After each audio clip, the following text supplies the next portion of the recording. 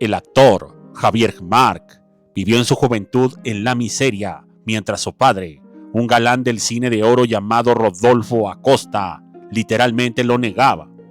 En las entrañas de un México que se devoraba a sí mismo entre el lujo de las marquesinas y el lodo de las vecindades, se gestó una de las traiciones más dolorosas que la industria del entretenimiento haya intentado sepultar.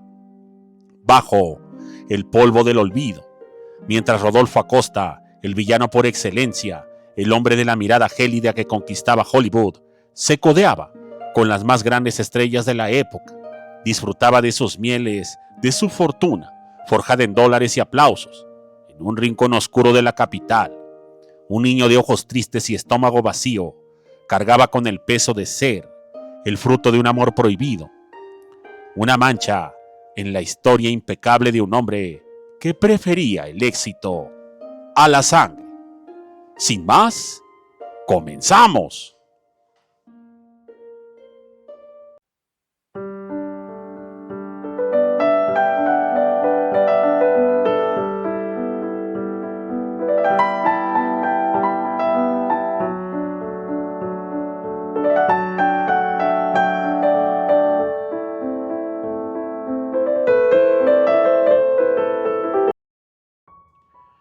El motivo por el cual Rodolfo Acosta lo negaba sistemáticamente era que la madre de Javier Marc no era la esposa legítima, sino la amante, una mujer que habitaba en la periferia de su vida, en ese espacio invisible donde los grandes galanes depositaban sus deseos, pero jamás su apellido.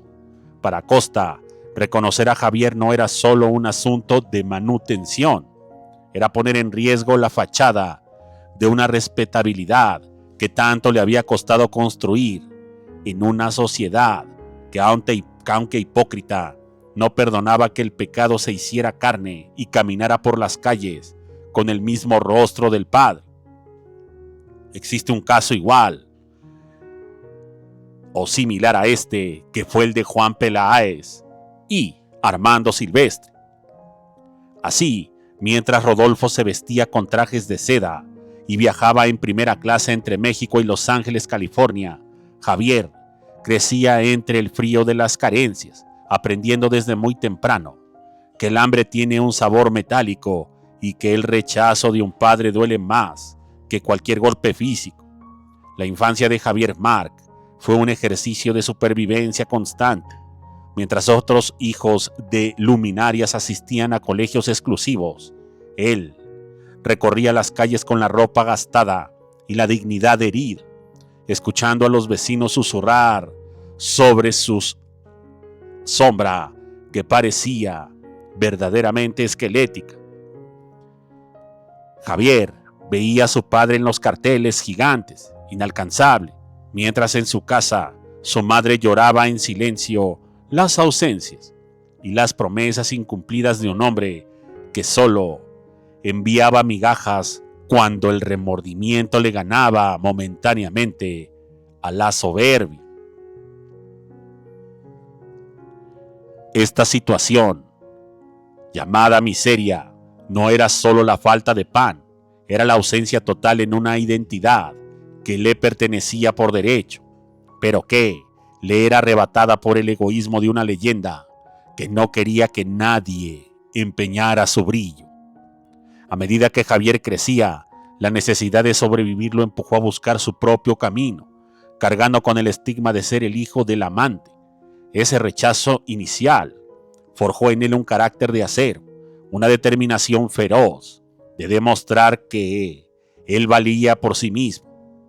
A pesar de que la sangre de Acosta corría por sus venas como un recordatorio constante de su origen, intentó acercarse a su padre en más de una ocasión, buscando no dinero, sino una palabra, un gesto que valdría su existencia.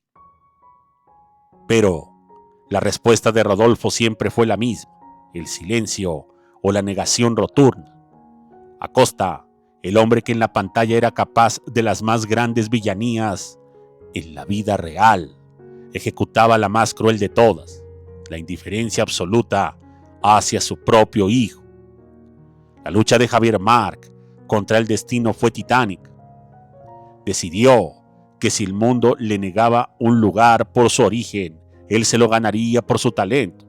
Se sumergió en el estudio de la actuación, utilizando ese dolor acumulado, esa rabia contenida por los años de hambre y desprecio, y para dar vida a personajes que tenían una profundidad que solo alguien que ha conocido el abismo puede proyectar. Irónicamente, el mismo rostro que su padre quería ocultar se convirtió en su herramienta de trabajo. Javier empezó a destacar, a ganar respeto en las tablas y en los estudios, mientras Rodolfo Acosta seguía sumido en su mundo de fama internacional, ignorando que el niño que dejó en la miseria se estaba convirtiendo en un actor de una estatura moral y profesional que él jamás alcanzaría en México. En los años 70 y 80, cuando Javier ya era un rostro conocido, el contraste era brutal. Mientras Rodolfo se desgastaba en papeles secundarios en Hollywood, alejándose cada vez más de su tierra, Javier se consolidaba como un actor de carácter, un hombre que no necesitaba un apellido famoso para que el público lo respetara. Sin embargo, el secreto de ese origen seguía ahí, latente. La prensa, siempre hambrienta de escándalos, empezaba a atar cabos. ¿Cómo era posible que este joven talentoso tuviera los mismos rasgos, la misma intensidad que el gran villano del cine de oro? Pero Javier, con una elegancia que su padre nunca tuvo, prefería mantener la distancia, protegiendo a su madre del escrutinio público y de la humillación de ser señalada nuevamente como la otra. La miseria de su juventud dejó en Javier Márquez una huella indeleble, una humildad que contrastaba con la arrogancia de Acosta. Javier recordaba los días que el frío se le metían en los huesos y la mirada de su padre lo atravesaba como si fuera aire. Esa experiencia lo llevó a ser un hombre de una profunda sensibilidad social, alguien que siempre tuvo la mano extendida para los que, como él, empezaban desde lo más bajo. Mientras tanto, Rodolfo Acosta, el galán que lo negó por ser fruto de una relación fuera del matrimonio, empezaba a sentir el peso de los años y de la soledad que suele acompañar a quienes ponen su carrera por encima de sus afectos más básicos. Se cuenta que, en los últimos días de Rodolfo Acosta, hubo quienes intentaron que se diera ese encuentro final, esa reconciliación necesaria para que ambos pudieran encontrar la paz. Pero el orgullo de Acosta era una prisión de la que no supo escapar. Murió en el extranjero, rodeado de sus glorias pasadas, pero lejos de la calidez de ese hijo que en su juventud no tuvo que comer mientras él derrochaba en banquetes. Javier recibió la noticia con una mezcla de tristeza y alivio. Ya no tenía que buscar la aprobación de un hombre que nunca quiso verlo. El secreto del cine de oro intentó guardarlo. Salió a la luz no como un escándalo, sino como el testimonio de un hombre como Javier Márquez, que logró vencer a la miseria y al abandono. Hoy, al analizar la trayectoria de ambos, queda claro que el verdadero villano de la historia no fue el personaje de Rodolfo, interpretada en pantalla, sino el hombre que no tuvo el valor de asumir su paternidad.